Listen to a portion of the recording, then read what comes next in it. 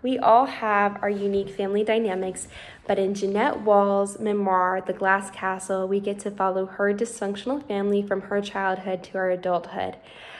We have her father, Rex, in the story, who is an alcoholic, and because of some of the choices he makes throughout the book, they are constantly on the move. They live quite the nomadic lifestyle as they're hopping from home to home and living in dilapidated homes and don't have enough money for food and are living off margarine and going to families' homes in kind of abusive settings, which create these conflicts within the story. We also have her mother, who is kind of weak-willed and a free spirit, and tries to teach them instead of putting them in public school, which adds to the children's unstructured lives and not having much stability.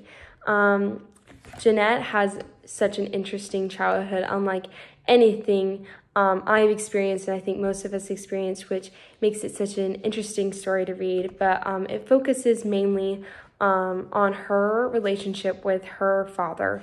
In this next scene, we get to see how Jeannette viewed her father as a child, but as the book continues, we get to see how that changes and how their dynamic changes as she matures and realizes the kind of effects her father's choices are having on their family. But this scene describes how Rex makes their situation and kind of romanticizes it for his children. Dad was a dramatic storyteller. He always started out slow with lots of pauses. "Go on, what happened next?" we'd ask, even if we'd already heard the story before. Mom giggled and rolled her eyes when Dad told his stories, and he glared at her. If someone interrupted his storytelling, he got mad, and we had to beg him to continue and promise that no one would interrupt again.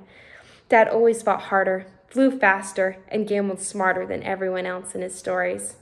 Along the way, he rescued women and children and even men who weren't as strong and clever.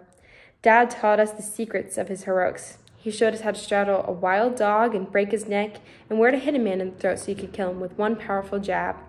But he assured us that as long as he was around, we wouldn't have to defend ourselves because, by God, anyone who so much as laid a finger on any Rex Wall's children was going to get their butts kicked so hard that you could read Dad's shoe size on their ass cheeks.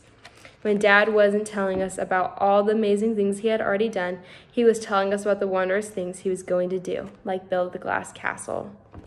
As you can see, that Jeannette is infatuated with her father and his storytellings and these promises of a glass castle and all these things he has done. But as she grows older, she changes her view on her father and her lifestyle. And her parents are very content with how they live, but her siblings eventually want to grow up and move on. And we get to see how that conflict develops within their relationships and in the choices they make.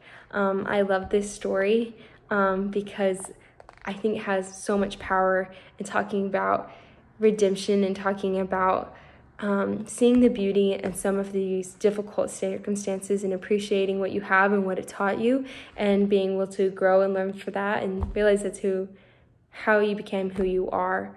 I completely suggest that you read The Glass Castle.